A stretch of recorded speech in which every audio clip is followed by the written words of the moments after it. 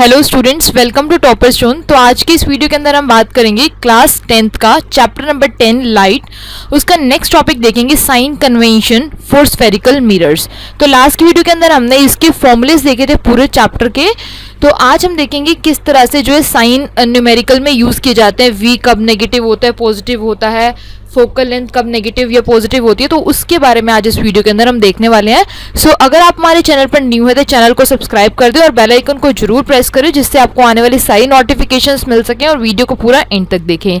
और अगर आपको कोई भी डाउट रहता है आप हमारा टेलीग्राम डिस्कशन ग्रुप भी ज्वाइन कर सकते हैं, जिसका लिंक डिस्क्रिप्शन में दिया गया है। तो चलिए स्टार्ट करते हैं आज की वीडियो से, sign convention for spherical mirror. तो सबसे पहले हम यहाँ पर देखेंगे, ये एक मिरर बना रखा है जिसे आप देख सकते हैं, इस तरह का ये मिरर है। और यहाँ पर जो मिड पॉइंट होता है मिरर का, उसे हम बोलते हैं पोल। ओके, अब यहाँ पर देखो ये जो एरो लगा रखा है, ये डायरेक्शन, ये यहाँ पर हम ऑब्जेक्ट को प्लेस करते हैं हमेशा।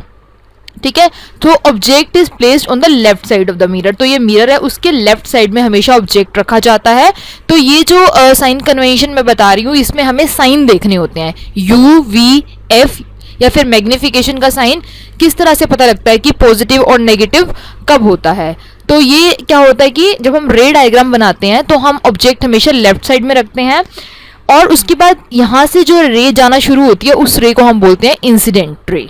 ठीक है, दो टाइप की रे होती हैं, इंसिडेंट होती है, रिफ्लेक्शन होती है। ठीक है, लेंस के केस में रिफ्रैक्शन रेज होती हैं और इंसिडेंट रेज होती हैं, बट मिरर के केस में इंसिडेंट रेज होती हैं और रिफ्लेक्शन रेज होती हैं। ठीक है, तो यहाँ पर डायरेक्शन जो है वो इंसिडेंट रे की हमेशा लेफ्ट टू राइट रहती है। ठीक है, तो जो भी डायरेक्शन होती है लेफ्ट टू राइट, उसके अकॉर्डिंग जब हम डिस्टेंस को मेजर करते हैं, मान लो ये जो डायरेक्शन है वो लेफ्ट टू राइट है, तो यहाँ पर लिखा गया in the direction of incident light.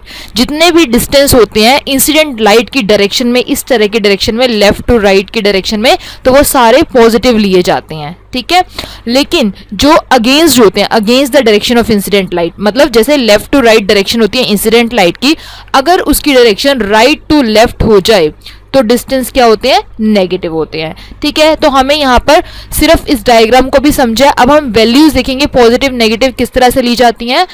तो सबसे पहले आपको पता भी होना चाहिए कि u क्या होता है। u is the object distance, v is the image distance, f is the focal length and small h is the height of the object and h dash is the height of the image.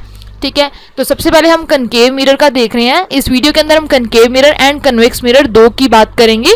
ठीक है, उसी तरह से जो next video होएगी वो lens पे होएगी, लेंस की साइन कन्वेंशंस पे होएगी। सो यहाँ पर देखते हैं कनकेव मिरर।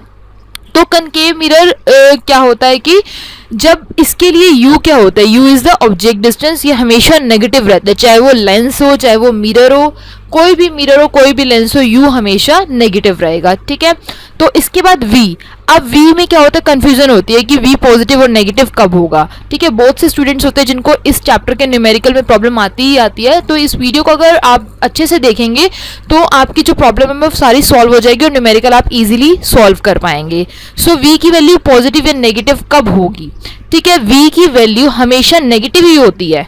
ठीक है, वो कनकेव मिरर के केस में, बट पॉजिटिव कब होती है, जो इसका लास्ट केस होता है, लास्ट रे डायग्राम होता है, जब ऑब्जेक्ट को प्लेस करते हैं पोल और प्रिंसिपल फोकस के बीच में। ठीक है, तो v वैसे तो नेगेटिव होता है 5 केस में, जब और बाकी जो एक केस होता है उसमें v पॉजिटिव होता है, जिसमें इमेज हमारी वर्चुअल एंड डायरेक्ट आती है, मींस बड़ी आती है। अदरवाइज जब v नेगेटिव होगा तो हमेशा इमेज क्या होगी, रियल एंड इन्वर्टेड। ठीक है, अब f जो होता है वो कनकेव मिरर के लिए क्या रहता है, नेगेटिव रहता है। ठीक है, तो ये तो कन्वेंशन थी। कनकेव मिरर के लिए u नेगेटिव होता है, v भी नेगेटिव होता है, बस पॉजिटिव कब होता है, जो लास्ट केस होता है जब हम रे डायग्राम बनाते हैं, जब पोल और प्रिंसिपल फोकस के बीच में ऑब्जेक्ट को रखा जाता है। ठीक है, और f नेगेटिव होता है। अब हम बात करेंगे कन्वेक्स मिरर की। ठीक है, जिस तरह से हमने कनकेव मिरर की अभी साइन कन्वेंशन देखी, अब हम देखेंगे कन्वेक्स मिरर की। सो कन्वेक्स मिरर, जैसे कि मैंने आपको बताया, u हमेशा नेगेटिव रहता है, u इज ऑलवेज नेगेटिव। ठीक है, अब f क्या होता है, f होता है यहाँ पर positive, that is focal length. जैसे फोकल लेंथ कनकेव मिरर की नेगेटिव होती है, उसी तरह से कन्वेक्स मिरर की पॉजिटिव होती है। अब v जो होता है वो कनकेव मिरर के केस में क्या था कि जो 5 केसेस होते हैं उसके केस में v नेगेटिव रहता है, बट एक केस में पॉजिटिव होता है जब इमेज वर्चुअल एंड डायरेक्ट होती है। तो आपको हमेशा याद रखना है जो कन्वेक्स मिरर है वो हमेशा इमेज जो है वो वर्चुअल एंड इरेक्ट देता है, ठीक है। सो यहाँ पर वी हमेशा क्या रहता है, पॉजिटिव रहता है कन्वेक्स मिरर के केस में। अब यहाँ पर एक इंपॉर्टेंट नोट देख सकते हैं आप कि convex mirror always gives a diminished virtual image, छोटी इमेज देता है और वर्चुअल इमेज देता है, ठीक है। तो डिमिनिश्ड का मतलब छोटी होती है और वर्चुअल का मतलब होता है सीधी इमेज, ठीक है। अब देखो यहाँ पर मैग्निफिकेशन, अभी तक हमने u, v एंड f की वैल्यूज को देखा है। अब हम मैग्निफिकेशन की वैल्यू भी देखेंगे, किस तरह से हमें पता लगती है। मान लो आपका आंसर मैग्निफिकेशन का 1 आया, 2 आया, 3 आया या फिर -0 पॉइंट समथिंग आया, तो आपको पता कैसे रहेगा कि वो किसका केस है, कनकेव मिरर का केस है, कन्वेक्स मिरर का केस है।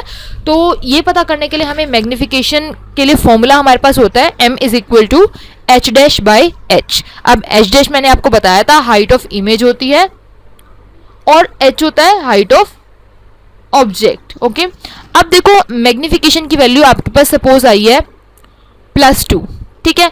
अब अगर पॉजिटिव वैल्यू आई है इसका मतलब इमेज क्या है, वर्चुअल एंड इरेक्ट, मतलब मैग्निफिकेशन पॉजिटिव होने का मतलब है इमेज वर्चुअल एंड इरेक्ट है। अब आपको पता कैसे चलेगा कि कनकेव मिरर का केस है कि कन्वेक्स मिरर का केस है।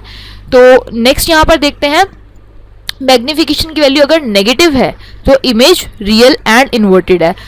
अब आपको पता कैसे लगेगा कि इमेज रियल एंड इन्वर्टेड किसका केस है, बिकॉज देखो होगा तो वो कनकेव मिरर का केस ही। क्यों होगा कनकेव मिरर का केस, बिकॉज कनकेव मिरर में 5 केसेस ऐसे होते हैं जहां पर इमेज रियल एंड इन्वर्टेड मिलती है। और ये केस क्या है, इसमें क्या होता है, कनकेव भी हो सकता है और कन्वेक्स भी हो सकता है।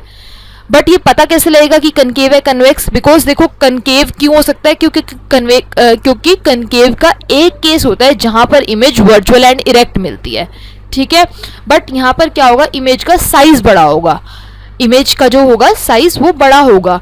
क्यों, क्योंकि जो कनकेव का केस होता है वहाँ पर एक ही केस होता है जहाँ पर वर्चुअल एंड डायरेक्ट इमेज मिलती है और वहाँ पर जो इमेज का साइज है वो ऑब्जेक्ट के साइज से बड़ा मिलता है। तो आपको रे डायग्राम के अकॉर्डिंग पता लग जाएगा, मतलब मैग्निफिकेशन की वैल्यू >1 है, =1 है, <1 है, उसके अकॉर्डिंग आपको पता लग जाएगा कि कनकेव का केस है कि कन्वेक्स का केस है। तो अगर आपको v, u, f की वैल्यू मैग्निफिकेशन देखनी आ गई तो आप न्यूमेरिकल्स को इजीली सॉल्व कर सकते हैं। सो यहाँ पर देखते हैं, अगर मैग्निफिकेशन की वैल्यू बड़ी है 1 से तो क्या होगा, इमेज एनलार्ज्ड है। अगर मैग्निफिकेशन की वैल्यू =1 है, इट मीन्स जो इमेज का साइज है वो सेम साइज है as that of the object. तो इसका केस का मैं आपको एग्जांपल भी बता सकती हूँ। ऑब्जेक्ट हमारा रखा होता है, ये एक केस होता है सेंटर ऑफ कर्वेचर, ठीक है। तो उसमें इमेज क्या आती है, मतलब वो कनकेव का केस बता रही हूँ मैं आपको इसके लिए एग्जांपल। तो ऑब्जेक्ट अगर पड़ा है सेंटर ऑफ कर्वेचर पे, तो इमेज भी अगर सेंटर ऑफ कर्वेचर पे आ रही है, उस केस में इमेज और ऑब्जेक्ट का साइज बिल्कुल सेम होता है। तो उस केस में मैग्निफिकेशन की वैल्यू 1 होती है, ठीक है। तो अगर m की वैल्यू <1 है तो इमेज क्या होगी, डिमिनिश्ड, ठीक है। अगर आपको पता लग गया इमेज बड़ी है तो बड़ी किस केस में आती है, कनकेव केस में आती है, बिकॉज कन्वेक्स के केस में इमेज का साइज डिमिनिश्ड होता है, छोटा होता है हमेशा।